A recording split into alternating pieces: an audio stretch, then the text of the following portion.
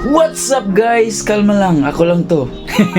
So today we will have our regular water change, weekly water change, but 2 weeks na since I've last changed the water in my aquarium and as well as my ref tub. But today we'll make it extra special, so while we do our water change, I'll be explaining to you how this particular trick works. Now this involves engineering and sciences. So sa mga curious dyan, now's the time to be more curious kasi lamang ang may alam. Okay, so stay tuned until the end of the video. So my tank is a bit murky and gusto nang palitan. Sabi ng beta 1, beta 2, beta 3, palitan mo na sir. So yun, we'll be explaining later how to do this particular trick. Now this is a widely used trick, and this is not basically a trick. This is using the principles of sciences. Now later hindi ko muna isi-spoil, so we'll be highlighting that particular trick slash principle that I am talking about. So meantime, dyan lang muna kayo, chill lang muna kayo, okay? So this particular trick that I'm talking about is not actually a trick, but rather this is what you call the Bernoulli'S principle. Napakaaga dumating ni Rudolph, the red-nosed reindeer. Rain pig!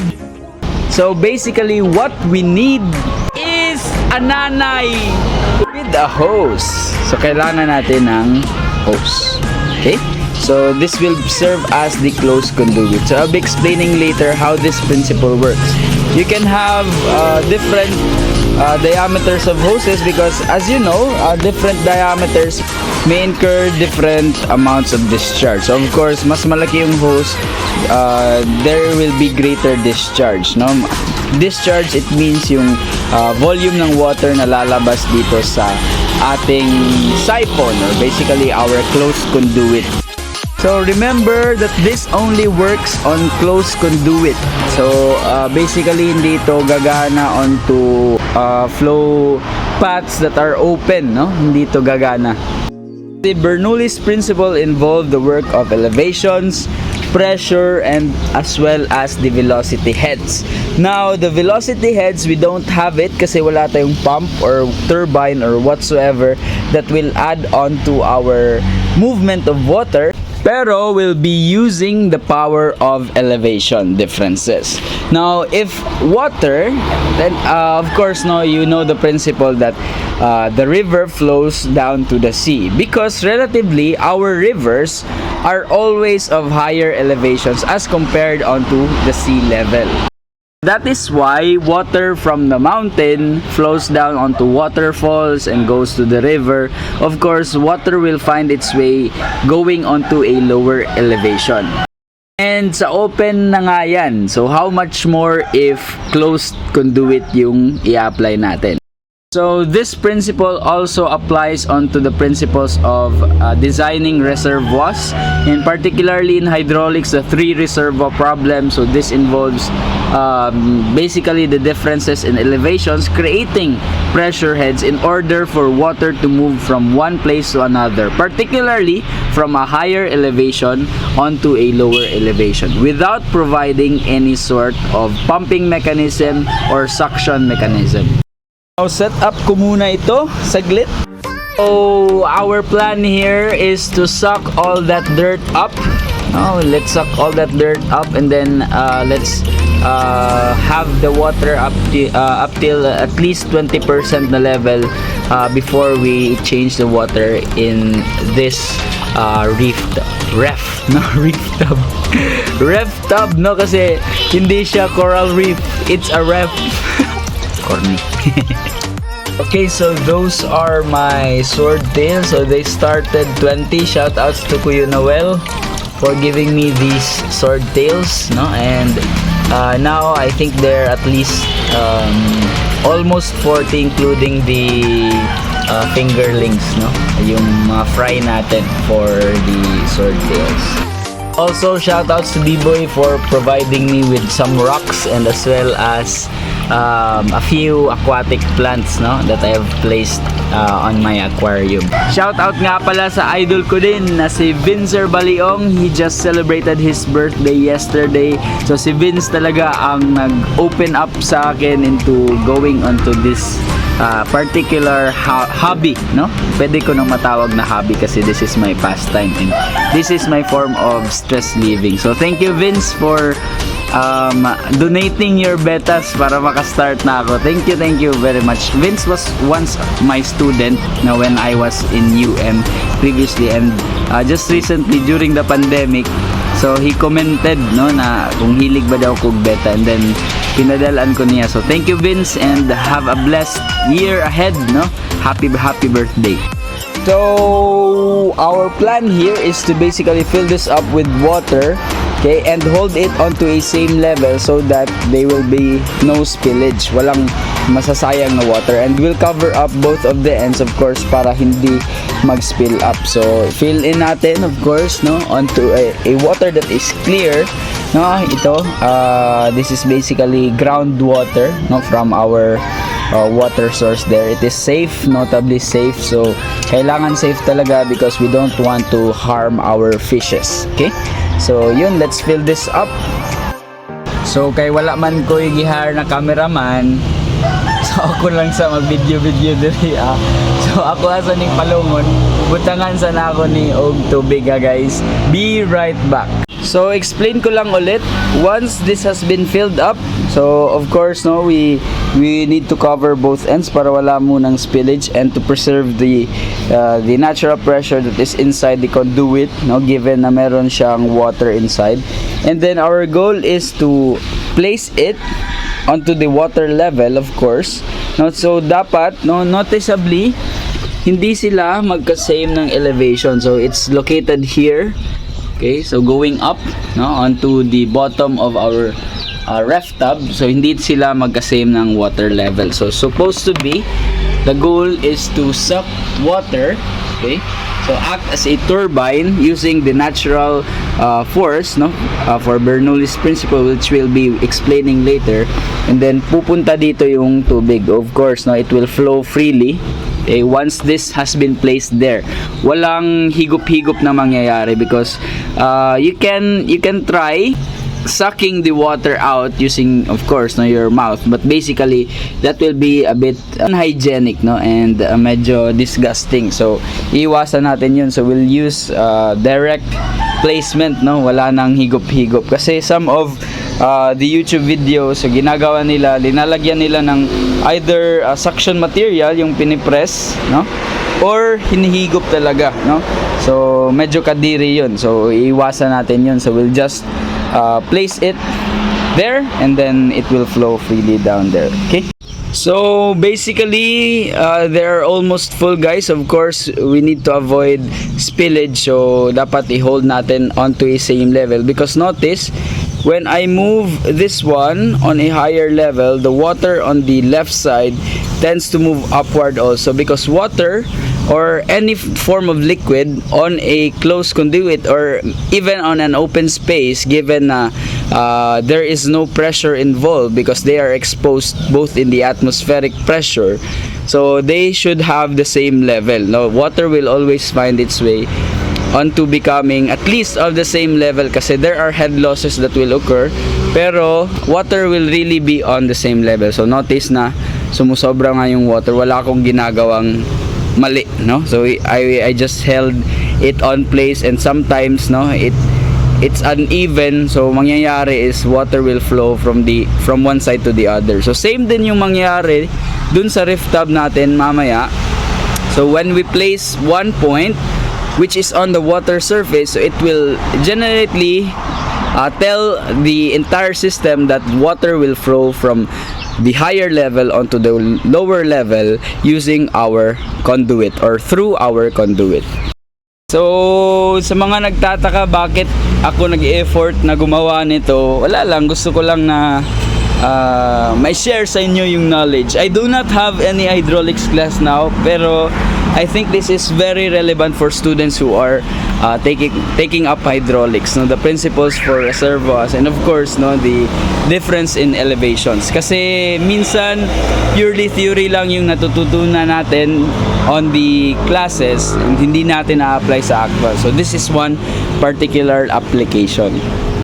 So moment of truth, we'll start placing this there, and then on the other hand onto the other side. So I'll hold this muna, and then I'll just film it later when the water flowing will start. Okay, so that's when the magic begins. Let's go! Lisuda, mag-film og ako lang. Oy, Junalit, minyoin ako, mag-vlog na ta. Sige, larga. I will hold both of the tips muna para there's no spillage that will happen. Okay, and then I will place this one here. So before I remove my hand, so I make sure that the other end is already onto the lower side, no? Para mag-flow na siya directly. Okay. So 3, 2, 1, let's go. Okay, it's flowing na guys. Wait lang. Okay, I'm arranging it muna. Oh no! Okay, so it's flowing still. Napakahirap guys, pero we'll manage. Yun! And voila! Water is flowing there and I'm doing nothing. So it's acting as a suction because no, they are of different elevation. This ref tub has a higher elevation. So you can use it to suck water or suck dirt, no, sa ating tank na, no? So because of the different elevation, so the water will flow into the conduit, and the conduit will act as a head transfer. So basically, although itong pipe na ito, no, this will go up, but then the energy that we are using here is basically the velocity generated from the difference in elevation. So on Bernoulli'S principle, meron tayong equation of V squared over 2G plus pressure head over gamma plus elevation head is equal to the same equation but only of the different point, no? So basically, since walang pressure head na nangyayari dito because we are on an open space and walang velocity head, so yung energy transfer na nangyayari is basically all on elevation heads. So although walang velocity, walang lahat, no, pero meron tayong elevation difference, merong energy transfer din na nangyayari and merong power na ma-generate, and that power is flowing. Okay, look at it, no? So it's in front of your eyes. So that is the power of basically science, no? Science. The Bernoulli'S principle. So this is how you do it, guys. So I'll be right back in a bit when I finish sucking all this dirt up. Okay, so BRB.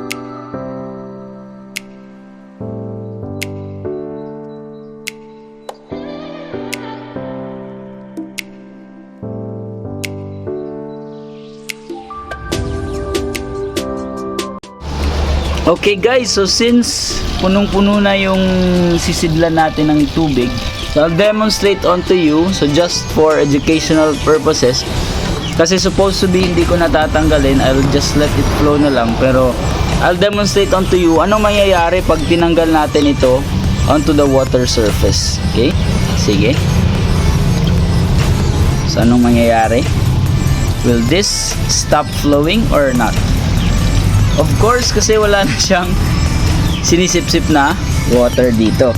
And then basically, okay, so the overflowing had stopped because, no, wala nang energy transfer na nangyayari. And of course, no, there is nothing to be sucked na sa ating conduit. Okay? So basically, this explains na kailangan level talaga yung elevations before we put this one here, or dapat at least closed yung mga openings ng ating hose before we try to do this principle. Again, you are not restricted to use only this one. If you want to do it faster, you can have a larger hose, but itong mas malaki kong hose, okay, although mas supposed to be mas efficient siya kasi mas marami yung masasak niya na tubig, and at the same time mas maraming dirt din yung hihigop niya, pero okay, it's relatively shorter compared to this one, so hindi aabot dun, so there will be no significant elevation difference, no? So otherwise water will be spilled out and wasted. So itong tubig na din na ito, I'll use this as a fertilizer sa mga pananim namin. So hindi din masasayang kasi this is basically a nutritious water for the plants. Okay, so let's move forward. So rinse and repeat lang tayo, boys, until it reaches our desired water level, and until also the most of the dirt has been sucked out. Guys, I just discovered something. I thought this guy was dead already. Uy, massive Lokoy! Lokoy, you're thriving on the green water, my bro. Wala gid ko'y bahog-bahog ani. Oh my god, you're alive, my brother. Oh no! Oh my god, no water change, no everything, guys. Oh my goodness. Loco, you are a warrior, and I think you're hungry, so I will feed you. Yeah! Oh my goodness, this guy. You are truly a Jurassic species. Amazing. How did you manage to survive? So I think this is already a good amount of water, so we need to fill it back up to approximately this level. So nag-stop na working yung ating filter, so basically kailangan na natin i-fill it, so that is around 20% na. Okay, so yun, I think that is all for our demonstration of the Bernoulli'S principle. Let me just showcase my sword tails for a bit, and guys, no, Lukoy is still alive. What a surprise! That myself is a monster betta fish right there. No water change, no feeding. This is basically my plant tank, and I just placed him kasi I thought mamamatay na siya, so linagay ko na siya dito so that he will experience at least peace before he dies. But then he's alive, my friend. Whoa, Blokoy, you baby, you sweet little baby. I will feed you with better food later after I finish this vlog, I promise you.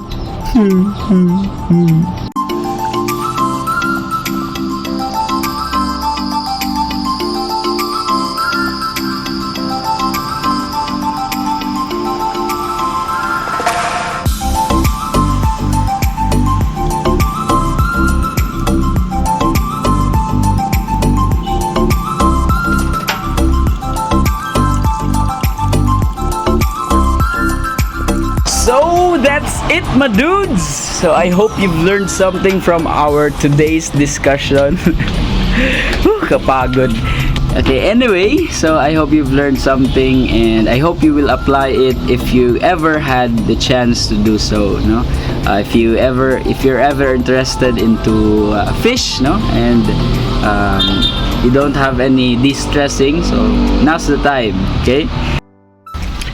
Okay, so since today is also Sunday, it's the Lord's Day, so I hope you guys have a blessed day, a blessed upcoming year, and whatsoever struggles you may have, in your life right now, I know you're all greater and stronger than those struggles. Okay, so don't dwell into negativity, because there are always people who will help you. There are always people who are blessed also by God, to bless us, and be a blessing yourself as well, because you might not know one day you'll also be a blessing to others. Okay, so whatever hardship you may have right now, so whatever we are undergoing right now, I'm sure we can come back stronger. God bless everyone and have a nice day. Bye bye. Shout outs also to the people who really helped me this past few weeks in conquering my personal problems. I will not mention all of you. I hope you are watching this video and know that I'm really thankful that you existed and that you helped me in managing all of these struggles that I'm undergoing right now. God bless you always, guys, and I hope you have a nice one in the upcoming year 2022 and for the rest of the years that you may have. I'm really thankful. God bless you guys and have a nice one.